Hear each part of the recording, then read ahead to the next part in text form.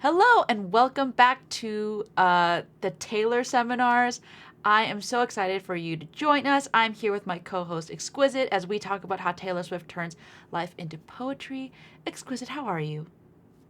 Good. How are you? I am just stoked that we've made it to the end of the standard album.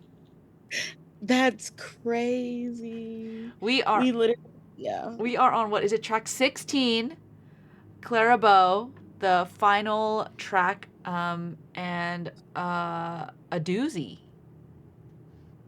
A doozy. The dooziest doozy, even. Clara Bow. We're really at the end. That's crazy. I'm sorry.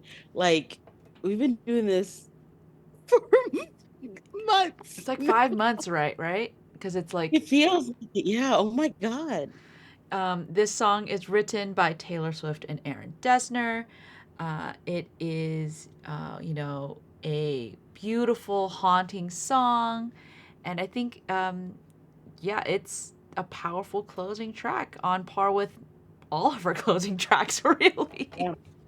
I think it's one of the it aligns to me with like the folklore original closing track, and that it's kind of one of her only closing tracks other than the folklore one, because folklore ends on hoax technically. That is super sinister. Yeah, it's like Because yeah, her it's closing dark. tracks like point towards hopefulness, or like a return to form. And if this were an album like that, The Alchemy would have been the closing track, but it's not. It's Clara Bow. Yeah. Yeah, I'm trying to think. So in Midnights we had. I mean, she actually kind of does the double endings now, right? In Midnights we had Mastermind, which was very hopeful, but then we had the Mhm. secret subversive Dear Yeah. Then Reader. she was like, well, let me change that. And then with Evermore, she had Evermore. With Hmm. Folklore's Hoax, again, we're not including the deluxes for now. And then before that, Lover was Daylight. Again, very like, I want to be Hmm. defined by the things I love. Reputation, Reputation had New New Year's. Year's Day. Clean. Um, yeah, Clean was 1989. Like she usually tries, she typically tries to end albums on a very hopeful or things will get better note.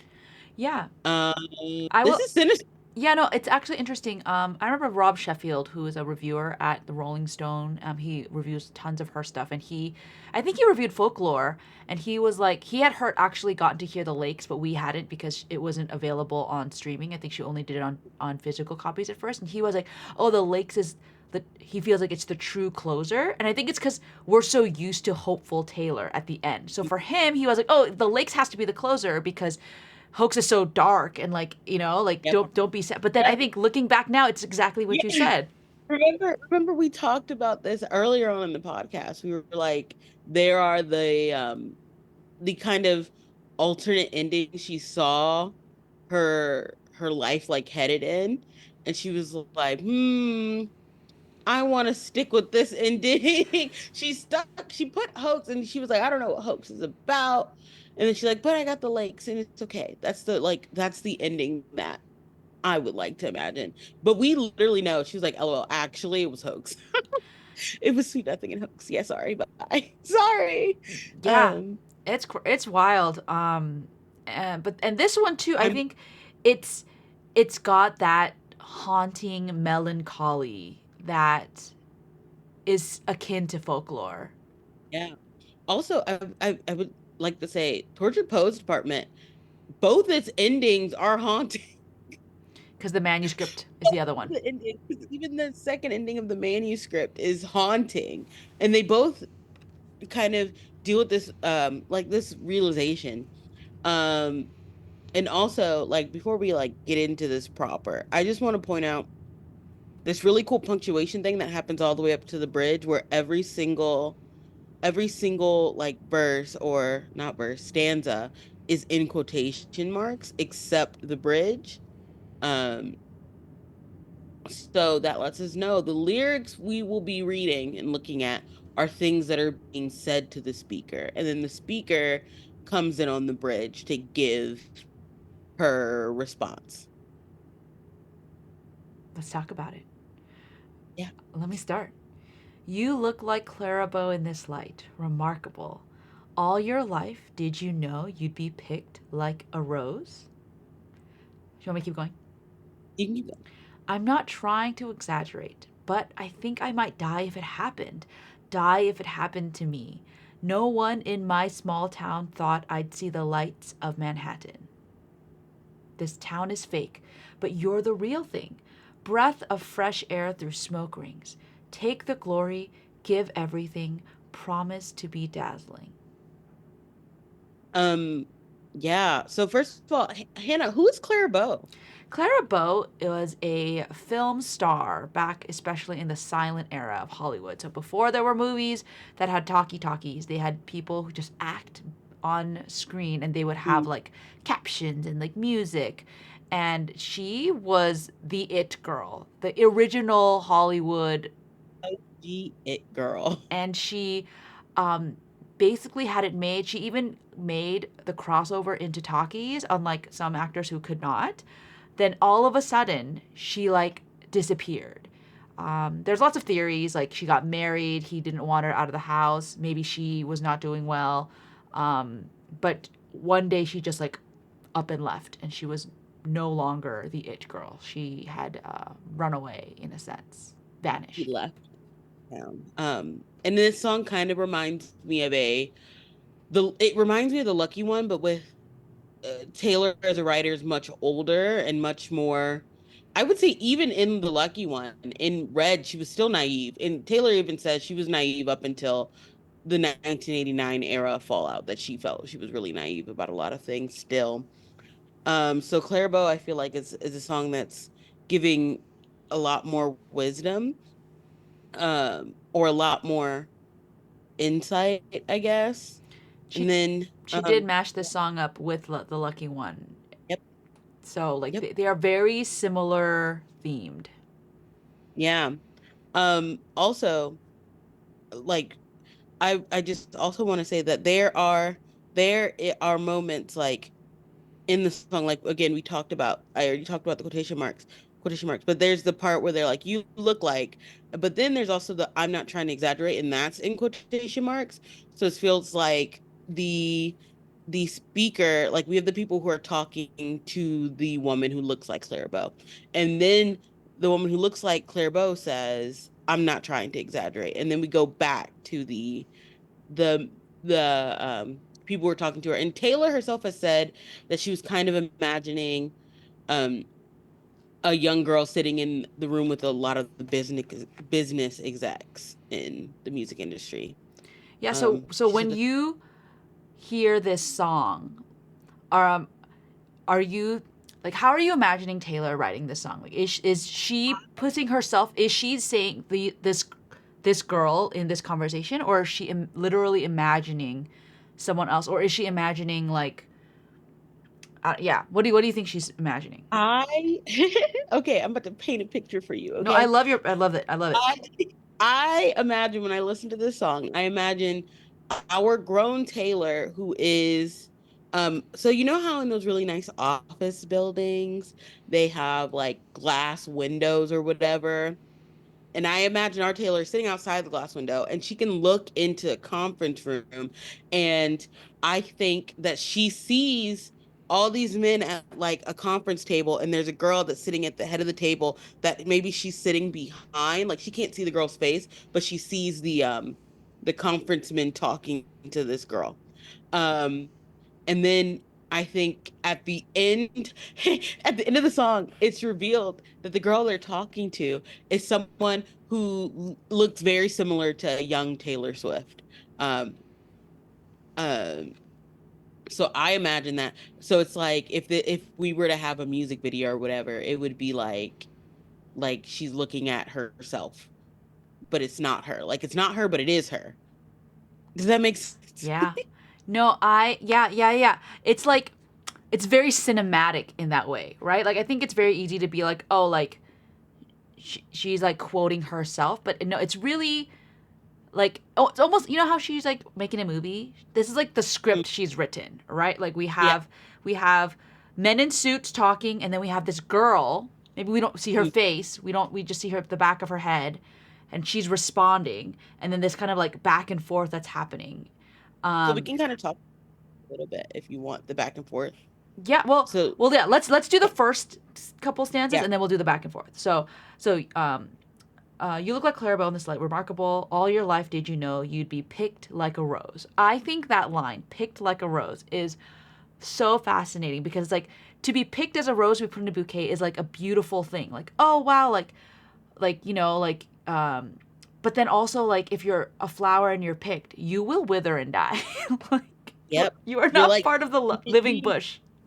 yeah, and there's like this implication here that it's you're picked like a rose, but you aren't being like watered and put into vase and like taken care of and treated well. There's this implication, the underlying implication, and the fact that they're saying this to her, they're like, did you even know this would happen? Like, did you know that you are so beautiful like Clairbeau? And it's remarkable. Like the remarkable is very interesting to me because they're like, look at how special you are. We're telling you you're special. Yeah, And and also that, like to me like remarkable, like almost like you know it's like those movies where like they're like trying to make someone pretend to be like go undercover and look like the person, like wow you look so much like them, or like remarkable how much you like almost like a science experiment. I feel like it's such yeah, like a, it's not you we're looking at, it's the idea of you. yeah. Or what is that? What is that? Pygmalion, the book that I think got turned into a movie. I'm pretty sure it's called Pygmalion. You gotta give me a second to remember. And it's like this woman, she goes and she basically gets into it with this really rich man, and he like it's a woman who's like she's a poor woman, and he like creates her to be like a high class society woman. I think it's called Pygmalion. Yeah, I think, and then it's, I think it got turned into My Fair Lady. If you might know that as the more But modern day yeah, so, version. yeah, so you have like these like grown men who are saying this to, I guess, and we can imagine this young girl because the thing is, Clara Bow was young. She was super young. So like youth. Um um like Um, so it's like they're like pointing out her youth and how just yeah, I think she was like in her early 20s when she was the it girl because she retired by 28. That's super young to retire and Yeah. just be done. So they're like, "Oh, your youthfulness, it's just remarkable how much you remind us of this big star, this it girl." And then whoever they're speaking to responds back, and I think the response is like crazy. Like again, we get this violence in here that's like, I think I might die if it Well, happens. it's got the double meaning. Yeah. Like Yeah. like you know the exaggeration. Oh my god, like I would die if I ever Yeah. like. But then Yeah. there's that meaning of like, oh, but how would it really impact you? Yeah. That Yeah. Like fame. if I'm picked like a rose, I'm gonna die like a rose, I'm gonna wilt. Yeah. And she's like, oh, I'm not trying to exaggerate. No one in my small town thought I'd see the lights of Manhattan. And it is just it's so interesting because also the way this is said speaks to the youthfulness of who of the speaker that's saying it, not the writer. The quotation marks, they speak to this youth of like this wide-eyed naivete Mm-hmm. to be like, no one ever thought I would be here, but I'm here and I'm so excited that I'm here. Yeah, it's this I've idea of like they yeah, got talent scouted, right? And now like, oh my god, like they're standing there with their little guitar and their little cowboy boots, and like they're in the middle of Times Square, and they're like, I've made, like they think they've made it, and in a sense yeah. they have, but And yeah, what and else? repetition of like die if it happened. Like because it's said twice, it's like you can really feel that naivete or whatever. And then you get the men who are talking, the like businessmen or whatever, they immediately go back and like encourage that excitement because they're like, look, the town is fake, but you're real and you're the breath of fresh air. So we're gonna give you the glory, but you need to give us everything in return. Yeah, be dazzling. You can't be, you And you have know, to promise to be dazzling. yeah, you can't be less anything less than that. You need to sparkle and shine and be on your game at all times. Especially because you got like I think the imagery of breath of fresh air through smoke rings is so like, oh my goodness. It's like because like you think like 1920s business, like they were all smoking inside. Like Yeah. this is before the cancer ads, you know? And they're like, but because you're here, we can breathe. Like they're putting this young girl on this pedestal that she like we know that she obviously cannot continue to live up to this. Like we know, but they're gonna put her up on there. They're gonna put her up there. And that I don't know something about that promise to be dazzling. Like it's like you need to swear to us that you'll dazzle. Yeah. It's And like this pedestal can very quickly become an altar while are yeah, sacrificed and killed. yeah, yeah. No, yeah. Um. Also, okay. So on to the next verse. You look like Stevie Nicks in 75, the hair and lips. Crowd goes wild at her fingertips, half moonshine, a full eclipse. I'm not trying to exaggerate, but I think I might die if I made it. Die if I made it. No one in my small town thought I'd meet these suits in LA. They all want to say, this town is fake, but you're the real thing. That's the chorus. And I also want to point out Stevie Nicks in 1975 was 27. So you have Mm. another young, beautiful artist. And Hannah, who's Stevie Nicks? Stevie Nicks is a singer songwriter famous for being a part of Fleetwood Mac, but she's Mm-hmm. also a great singer songwriter in her own right.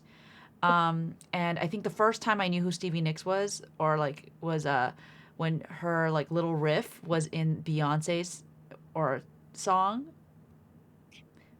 Was it for because her was it Bootylicious or something? Um, uh,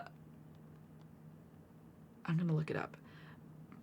Oh yeah, Destiny's Child's Bootylicious sample of Stevie Nicks' "Edge of 17," and if you and I remember learning that fact and just having my mind blown. Um, uh, that well, like the fact that I didn't know who she was, but then getting older and putting this together because she's actually in the music video. She's the one playing the electric guitar. She plays the riff. But she's known to be, very witchy. She has these really like beautiful like gowns with sleeves. Basically, I'm sure you've seen on Twitter or Instagram like Taylor's folklore outfits with the sleeves, Yeah. especially the white one. Like that is Stevie Nicks. Um, and if you don't know Fleetwood Mac, you should look up Fleetwood Mac.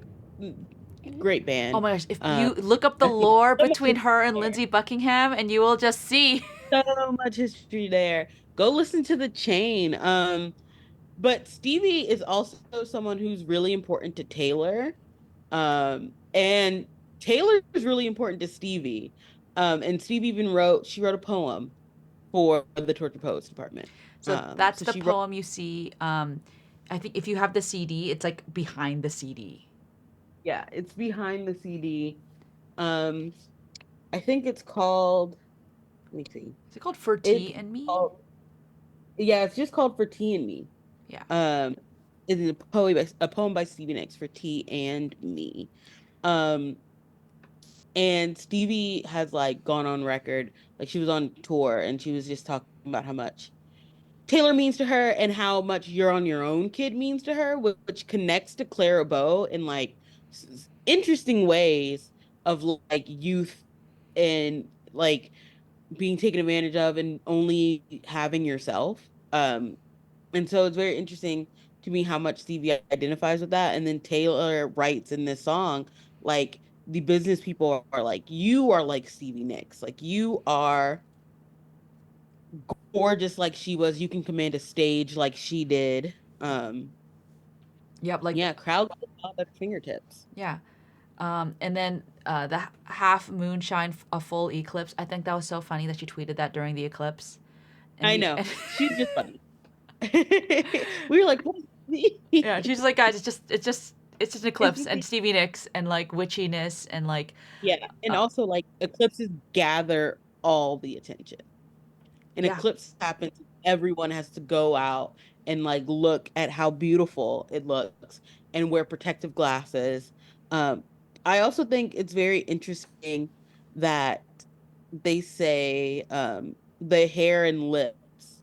They're looking at this young girl and they're like picking up literally apart pieces of her body and being like, "This is Stevie Nicks in you." Yeah, I think that's crazy because like it's yes, they do talk about how she commands a stage, but the fact that like it's not that your talent is comparable to her. It's like you look like her. Even first, like you look like Clara. Like the fact that Yeah, I have this look is what's the first thing that attracts me. That catches your eye. It's not, yeah, oh, you play guitar really well. Your songwriting's yeah, really good. yeah. It's not even about like substance. And then um I do. I think the this slight shift of the "I'm not trying to exaggerate" line speaks to their different careers because Clara Bow's "I'm not trying to exaggerate" is "I might die if it happened" if she's recruited, but then and it recruited in New York versus Stevie is "I might die if I made it," as in made it in LA, as in music. Um, and she's like, nobody, again, everybody said that I wouldn't make it in this to meet the suits of LA. Yeah, I feel like for me, it's like the way I see it is that it's like bigger and bigger fame. Like first it was like Yeah. Manhattan. Granted, Manhattan is still really big. I'm not, whatever. But like it's her fame has spread from New York to L.A. Right? Like Yep. it's just World, it's yeah, stateswide. it's a tsunami of like of influence and fame. And yeah, Suits in LA, she's getting movie deals, she's getting Yep. book deals, she's getting like, it's going above and beyond what she ever could have done. And then do you Yeah. want to read that second half of the chorus? I Yeah. guess it's a new chorus. I don't know. Yeah, I guess I mean I'll read it with the part of the original chorus too because I Okay. feel like they together. This town is fake, but you're the real thing. Breath of fresh air through smoke rings. Take the glory, give everything. Promise to be dazzling. The crown is stained, but you're the real queen. Flesh and blood amongst war machines. You're the new god we're worshiping. Promise to be dazzling. Which is like, that's a lot to put on a young woman's shoulders. This is like the violence is crazy. The violent Like, imagery. it just amps up here. Like imagine, like this girl, it's like, hey, like she suddenly like looks around and sees that, like the destruction that this industry has lain on other young girls like her. And so she sees Yeah. the blood and the suits and they're like, oh no, I know it's stained and I know it, we had to rip it off the head of the last girl, Yeah. but you're real. It's not going to happen to Exactly. you. Yeah. And it's giving it's giving like Game of Thrones in a way where you know how and you need to calm down. Taylor sings "We All Got Crowns," and in this she's like, "Whoa, actually, only one person is allowed the crown, and they are saying it's mine, and that the crown may be stained with like the blood of everyone else, Yeah. but they were just war machines, and I'm the like flesh and blood queen. I'm the true queen. I was always destined for this. In fact, I was so destined for this. I'm a god." Yeah. That's what they're telling her. They're like, "You were so destined. You were godly appointed, like you were chosen, and we're gonna worship you." But that it then adds in promise to be dazzling. Only if you're dazzling, or we're gonna kill you too, and you'll just become more I blood really stain on the. I really like that you need to calm down like reference because like I feel like for Taylor she's always been pushing for like women to support each other, especially in the music industry. She's talked about being in like group chats. She's clearly made friends with people like Gracie and she's friends with like Haley from Paramore. But the industry wants it to be a competition where there's one winner, right? They want um one god. And I think this actually connects a lot to a lot of the Christian imagery that we've been talking about. Yep. Like I think even it actually goes back even to the original chorus, like take the glory, give everything. I feel like it's very Jesus-y. Like Yeah, there's lots of lyrics in Christian battle imagery. songs. It's giving, it's giving crusades. Yeah, yeah, yeah. It's giving, but even like, in like a lot of Christian songs talks about like Jesus get the glory, and like, and Jesus gave everything so that he could save Yep. us, and so like Yep. there's this idea of like sacrificing so that you can come out the victor or to Yeah. have worldwide like people know who you are and to have victory. And so here too, like Yeah. you're the new God. Like you can take all the glory, you can get everything, but you have to give everything up. And then it's like it is like they're like, we are making you our savior, and in doing that we could also crucify you if you're not Yeah. dazzling. If you are not the most perfect person in the world, the most beautiful, um you will get crucified. But right now, again, you just have to promise to be dazzling. Promise to be dazzling. Be remarkable, like we know you are. Yes, you're flesh and blood, but it's like this acknowledgement that you're human. But then, because they say flesh and blood amongst war machines, they're like, you may be human, but your humanness is what's making you a god, because the rest of these people are just robots. Like, that's why you're the real god. That's why, because you can still bleed. But I still, and also like, isn't that scary though that you're I flesh and know. blood and you're fighting war machines? Like, that's not I know. fair. Like, it's not a fair fight. It's not. They're setting her up. You're Yeah. setting it, and it is, again, once again, I point to like the everybody, like the Clara and Stevie Nicks reference beginning are specifically them in their youth, because Clara wasn't famous past 28, and they specifically say Stevie Nicks in 75 when she was 27. So it's like they're putting these young women into the fire. They're like, okay, you save us, you protect us, you go fight in this war. And in Yeah. that way, they're like, and that's actually a very common and sad trope in a lot of stories of like the woman sacrificed for the good, right? Like Yep. Yep. Agamemnon in I the was literally about to say Agamemnon killing his daughter. Clemens. Yeah, whatever her name is that I can't remember. I'm so sorry. Like so But in the yeah, Iliad, basically Agamemnon and the Greeks couldn't get off this island because there was a bad wind, and so he sacrificed his daughter so the wind would change. And it's just like, sir, yep. And they lied to her too. You know how they lied to her? They were like, you are going to marry an important person. You were going to give you a crown. We're going to make you like a queen in your own right. Come to before the altar. oh, I did not remember that part. Altar. But yeah, it's not just that story. There's lots of stories in myths Lots of stories. and even history where women are sacrificed for the good of men. Anyway, Not let's get to the anyway. part. So angry. Not anyway, but let's get to the part where Taylor's voice, the writer of this song's voice, comes in. We're not in quotation marks anymore. Yeah. Hannah? Beauty is a beast that roars down on all fours, demanding more. Only when your girlish glow flickers just so do they let you know it's hell on earth to be heavenly.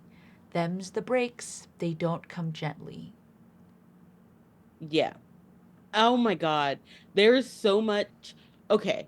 So, you know, way back when in Fearless, when Taylor sung 15, a lot of people were like, yes, it's a beautiful song, but it's also like you're 16 trying to give a lesson to 15-year-olds about when you're older, you're going to do better. But then when she re-recorded it, it was like you can hear 30-plus-year-old Taylor talking to her 15-year-old self. And it was like there was a weight to that re-recording that made the song even more like special. Or even when 15 was one of my surprise songs, and it was like listening to 33-year-old Taylor sing 15, you can't help but cry, because she's like, she knows this. She knows this now. And so then on this song, it's like it's almost like that, where she is like, I'm older and I know because this just happened to me. Like, this is something that I am intimately aware, that beauty and all this praise is literally just, it's just waiting for you. It's waiting for you to even falter just once, like just flickers, just so. And that just so is so interesting. It's not that it went out; it just that it flickered like quickly, and they're like, "Oh, time to attack." let's so we have starts with beauty is a beast that roars. I love that because it sounds like Beauty and the Beast, and she kind of just like tweaks Yeah, it. So but it's like beauty, beauty is. yeah, beauty is a beast that roars, and it sounds like a creature. And she's like, oh, let's lean into that metaphor. Down on all fours. It is like a rabid, raged animal that demands more. Yeah, That just can't be satiated. I just see like a yeah. vicious animal that's like growling and like lunging at you. Every piece is every piece of me shattered as the crowd was chanting more. Um, Yeah, which is just interesting. yeah, More connection or whatever. yeah. I think yeah. I'm not like I feel like again in I Can Do With a Broken Heart. Like it's like it's very much like people didn't know no, but then in this one Not at all. this is a different kind of more.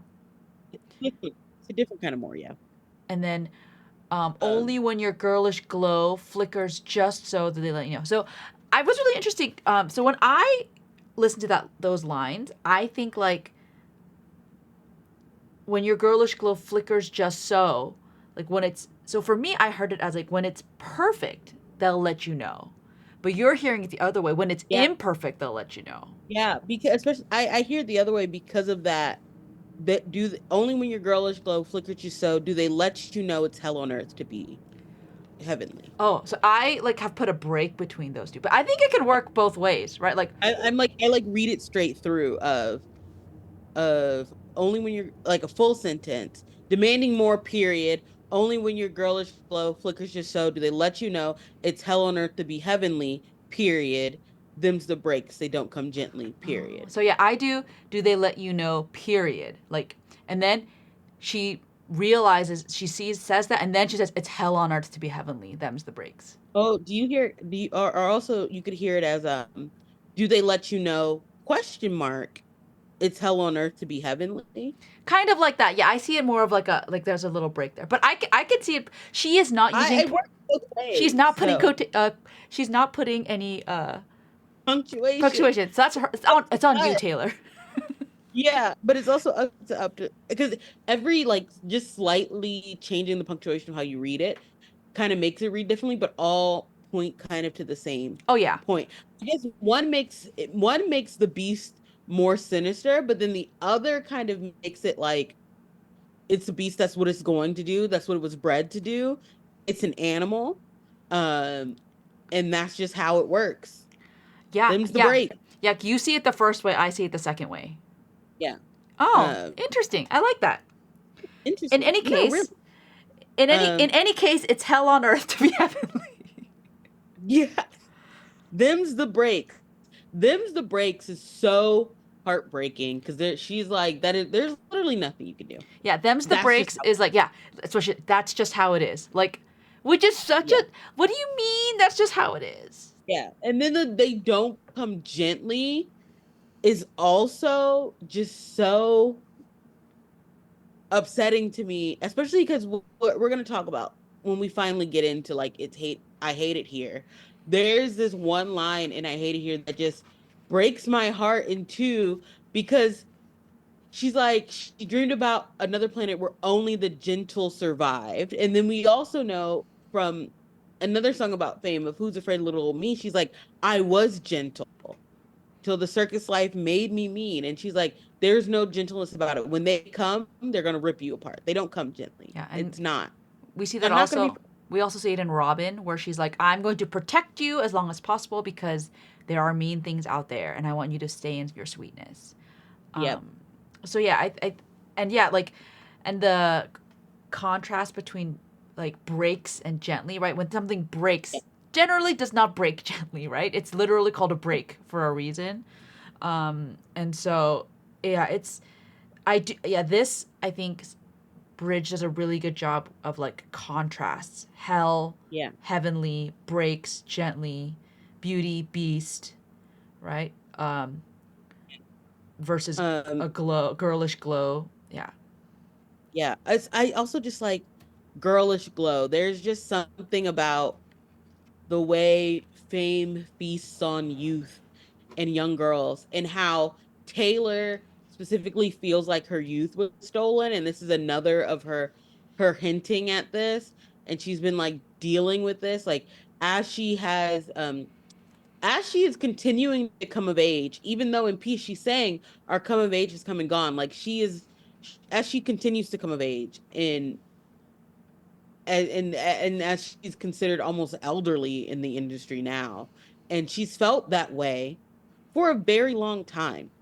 She, like, we know that after Fearless, she immediately got the sense that they were trying to replace her. The second she won Album of the Year, she was like, okay, they want to replace me. And that's how we get like the things of like Nothing New, where she's like, the kind of radiance you only have at 17, right?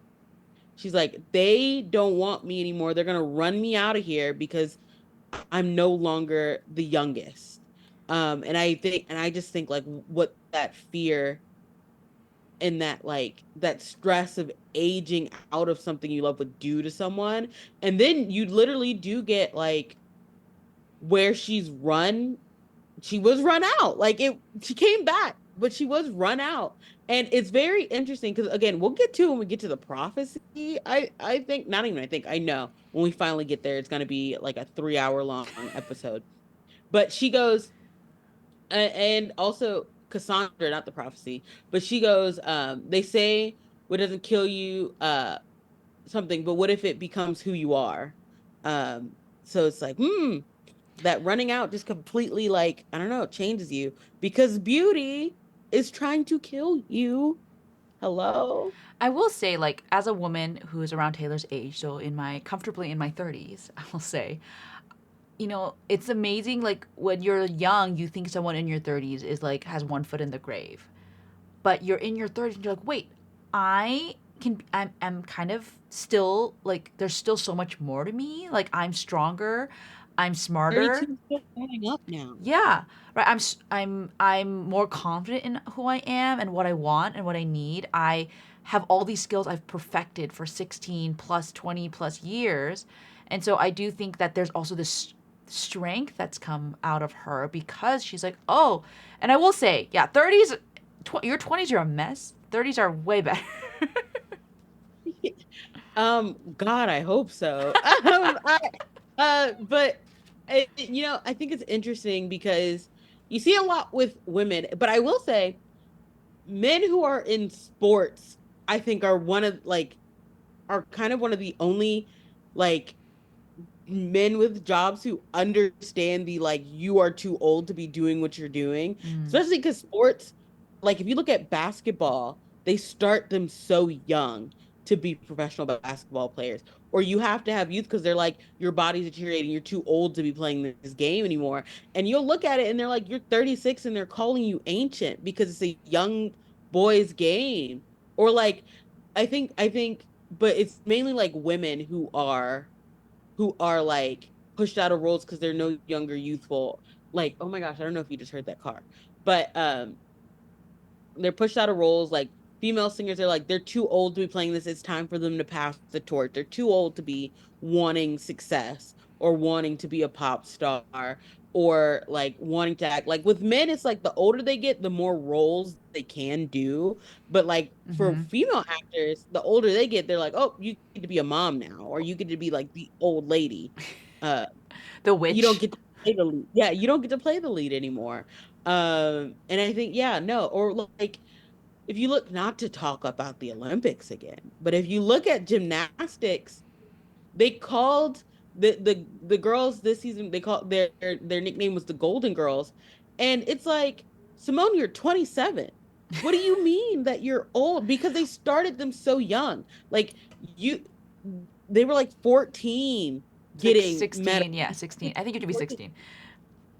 Or I don't Yeah, know. let's But yeah, I ridiculous. mean, she did say it was kind of a joke because it's also because they won Yeah, gold. But yes, you're right. Like, but it's crazy. they're the oldest gymnastics team to ever win as well.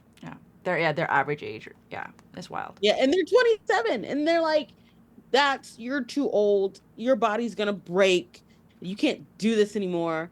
And you need to give up the torch to somebody else. Uh, yeah. Anyway, Why don't you read that last bit? yes.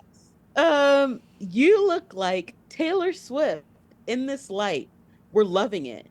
You've got edge she never did. The future's bright, dazzling. Man, I love it. Man, Every time she sings that line and she like and everyone cheers and I'm just like, dang, it was it, I think she's referred to herself in like who's Taylor Swift anyway? Ew, right? The old Taylor yeah, Swift can't come to the phone right now. yeah. But then this is the first time where it's like not a joke. No, like she said, and the way she smears her own name, it's like, I don't know, there's something about the delivery of you look like Taylor Swift feels so, I can't even have words. It kind of feels like she's being mean to herself. And then for the rest of it, like everybody else, it's like Clara Bow, it's like you look like her in this like remarkable. Stevie Nicks, she says something nice about her. But for Taylor Swift, she goes, "You're better because you got edge." Yep. And she never had that. Ugh. And that's why the future's bright for you. Um, but also it just like it breaks my heart because I was watching this video on timeline. And I don't know if you probably did see me tweet about this, but I've been dying to talk about it. There was this video of like 1989 Taylor, so excited to dress in one of the Fifth Harmony girls' outfits and get on stage with them at her concert and sing their song. And she is so like bright-eyed, and 1999 Taylor was having a lot of fun, but there's also like you look at that and you're like, she was like it she's just so open and so yes, naive, where it's like you can tell that it's something that was taken from her and was lost. Or you look at her like younger and on stage, and like it's like she was wide-eyed, bushy-tailed, wanting to be friends with everyone. And a lot of people, they saw that as a way to take advantage of her because she never had any edge. And I don't know, And she it's was tame and no, gentle. I think that's the thing is like the thing that the people criticize her for not having edge. Like her genuineness is what makes Taylor Taylor. Her enthusiasm, her like her you know, Openness. your gentleness is what makes her her. It's why we love her. We love her humor and we love her quirks, and yet like people are like always trying to like like criticize her for being Exactly. For being enthusiastic, earnest. earnest. Yeah, Like her earnestness is why she's the biggest star in the world. It's why it's one of those things where people are like, "Oh, Taylor has no impact." And I'm like, "But she kind like not even she kind of she definitely does because so many artists are like trying to be earnest and vulnerable and like share parts of themselves in their music. Um that is on a different level of like, no, I'm not the cool girl. No, I'm not like that. Like it's a vulnerability that even the suits in this song do not appreciate. The suits in this song do not like it. Uh, and yet and that, yeah, now these are like people who are doing so well, like you know men and women who are being more vulnerable and being and sharing their emotions are like Maisie Peters, Noah Khan, I would even say, right? Like they're and I think it's funny. We're getting ready to go to Olivia Rodrigo's concert in next week, and I don't know when you're listening to this podcast, person, but I am going, uh, and you know, my husband was listening to get ready, and he was like, yeah, like I love. Like it's amazing how she can just sing about all these emotions and like people can learn and connect and whatever just like we do with like Taylor and other people, and I was like, yeah, like that's so powerful to share emotions. and it's 100% something Taylor opened the door and ushered for. But you'll know, like, even when like Olivia was coming up, like it was like the and do not jump us for this. But it was like she's like Taylor Swift with Edge, who's just a little bit edgier. Or like a lot of other I could name names where they're like she is the next Taylor Swift, but she's much cooler than she ever was. Um and it's like something that's been and I don't know, it's like Taylor's aware of this. And I wonder, a lot of people see this song and they cite this song as like Taylor's irrational fear of being replaced and not being able to like give fame up and move on. And I want to push back on that. And I think it is more like, for me, it is like her declaration of awareness. She, and even like that bridge is her being like, I'm very aware and I see what happened to me and I see how it's going to just continue. Yeah, and I think the way she's combating it as best she can is by being like, you know, I'm just gonna keep uplifting other women, right? Yeah. Like yes, there. I don't know what the current situation between her and Olivia is, but she did let her use New Year's Day, one step forward, three steps back, right? Like all these women who are opening up her shows, featuring on a Gracie song, right? Consistently opening up her Yeah, songs, her shows. And it's like I'm sorry, I just refuse to believe that she won't let women thrive on charts. First of all, the chart battles have gotten everyone who's gotten in chart battle with her, even though they've lost, have all had in the like had the biggest weeks of their careers. yeah. No, it's amazing, right? Like Like, get sorry. creative, get make your label They try a little harder, right? Because it's not that like like these artists are not are being like, hey, look, Taylor's trying to do something, can you please release this, right? Like they're not calling iTunes, they're making their label call iTunes. Exactly. Like you make your label work for you. It's competition's good for everybody. And again, she brings like first of all, she just had an opener that had 500 followers on Twitter and Taylor just found her and was like, "I'm obsessed with this person's lyrics and I want her to open on the Eras tour for me." That's like a crazy thing to do. Like you put her in front of 92,000 people because you believe in where her career could go. Like that is interesting enough. And also don't jump me for this, but it's like Sabrina Carpenter, her career was like she was already headed an upward trajectory. And then she did the Eras tour and then proceeded to explode to the stratosphere. Sabrina Carpenter knew she had a hit. She was like, I have espresso, I'm going to push it and force. Apparently her label didn't want to push it. Her um label didn't. yeah, but she wanted to do it, and they did it, and then it blew up, and she got. Like I don't know, there's something about like you cannot tell me that she wasn't one like Taylor. Even if I don't like, I'm like Taylor, that's a bad single to push. She's gonna be like, I want to do what I want now. She's not gonna let her own label hold her back. That was like one of her things when she signed with them, and it's something that she's already dealt with because we all know how Big Machine wanted to market 1989 as a country album at first, or the way they held Red as a country album when she was trying to do experiment with that. Like we all know, like she doesn't like that anymore. But yeah, I don't know. I think it's very interesting, and I think, how do you feel about this? Like closing the album. I mean, I think it is a very sad, melancholy song because it's like, oh my gosh, is this cycle? This cycle is horrible and terrible, and she went through it. But I also think, in a way, it's hopeful in that she's like, I've learned, and I want you to learn from this. Like Mm. I, You can learn from me, or you're going to learn the hard way. yeah, yeah, right. And I think this it does like what the whole album has already done, like contextualizes her, why did she did what she did, why she is who she is, right? Yep. And then but then it also kind of like the manuscript, like, okay, but like now that you know, what are you gonna do, right? Like, That. love Yeah. it.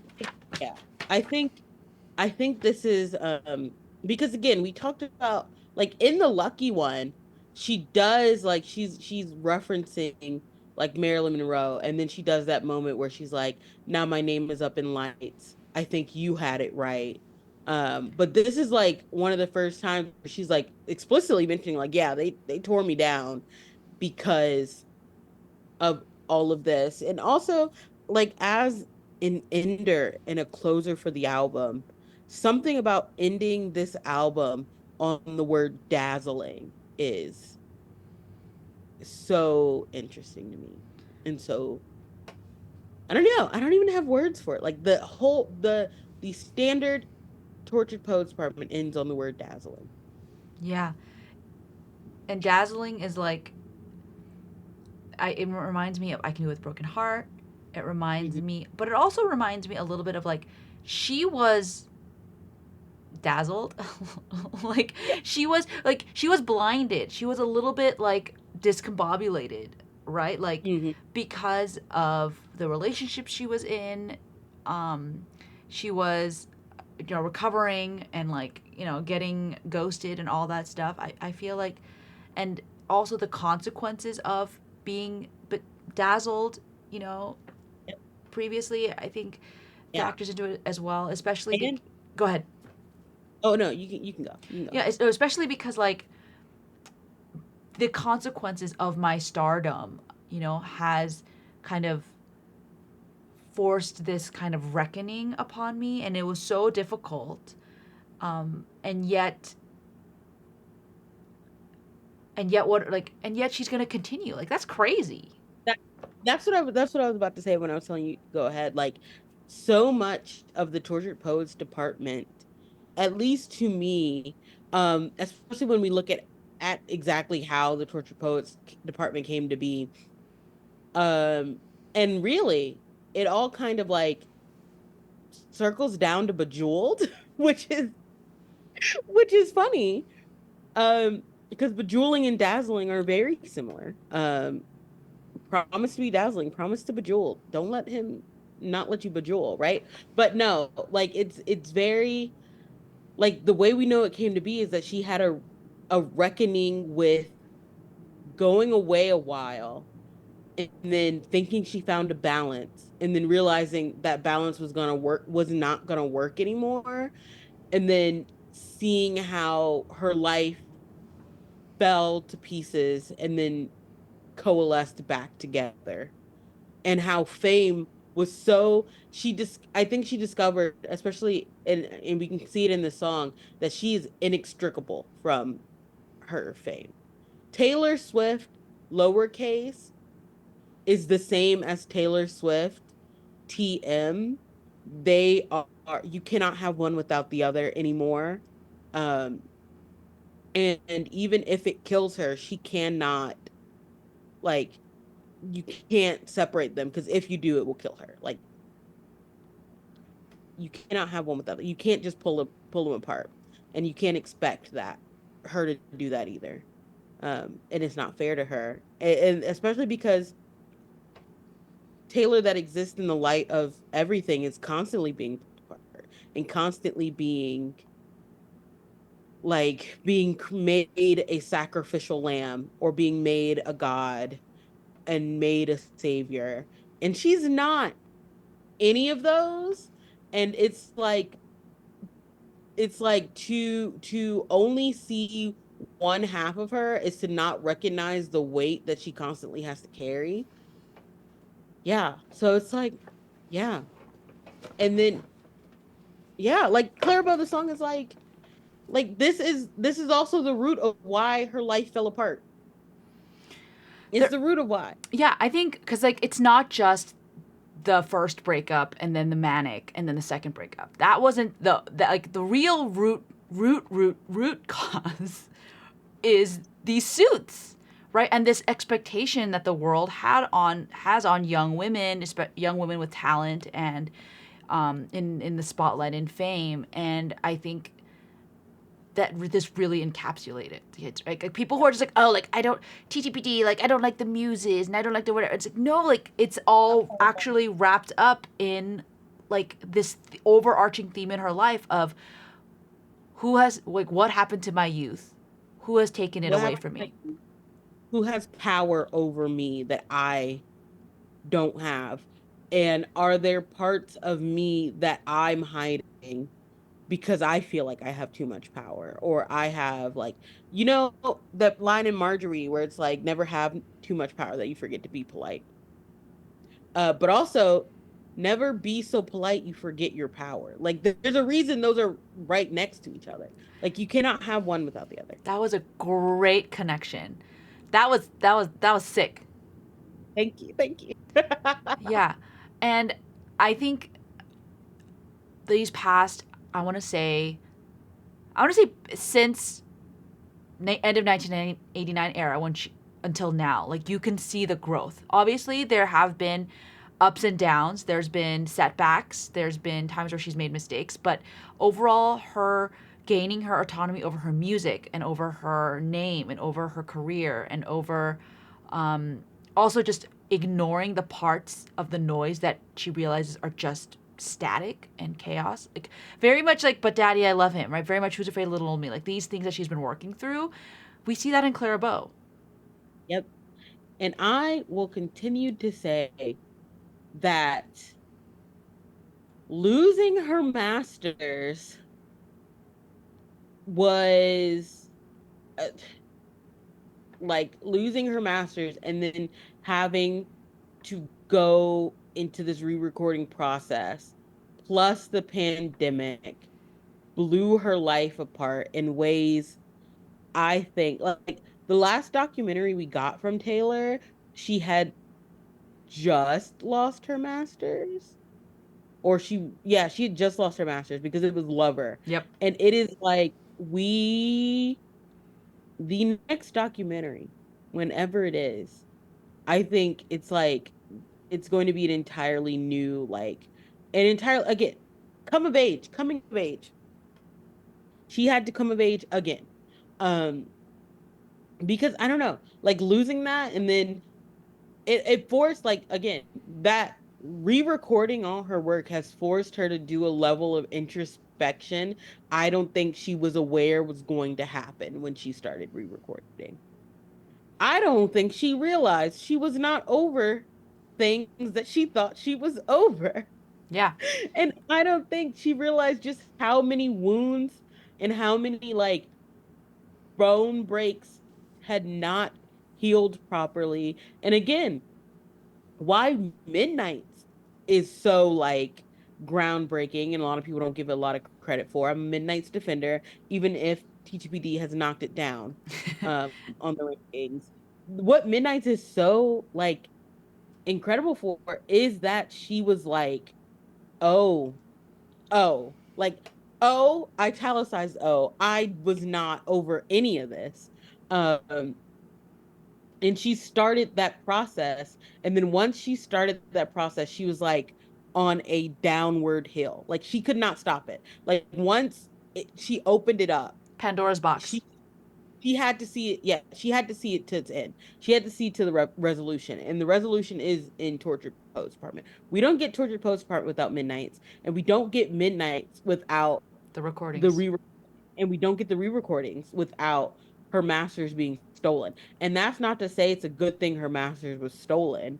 That's to say, She took she made yeah, alchemy. yeah, She she did alchemy.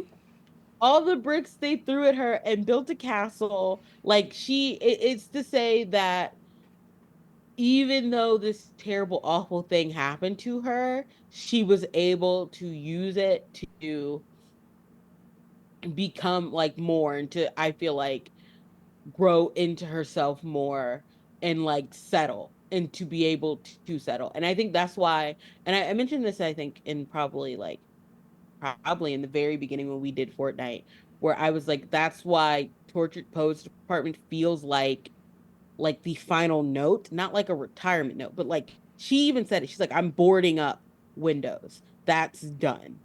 Um, yeah, No, I love yeah, that. No, I love that. I think you said it. yeah. You said it all. All right. This ended up being an hour. Good for us. Good for us. You guys got a full episode this time. Um, so for the emoji for this Uh, one, I think a good one to represent it I don't know, like Are you lion? a what? A lion? Yeah, Is a there a lion. lion? I'm like pretty sure there's Can a you lion. Yeah, there's a lion. It's got a really cute mane. It's a cute lion. So send us a lion. but also applause. We finished the main I album. know.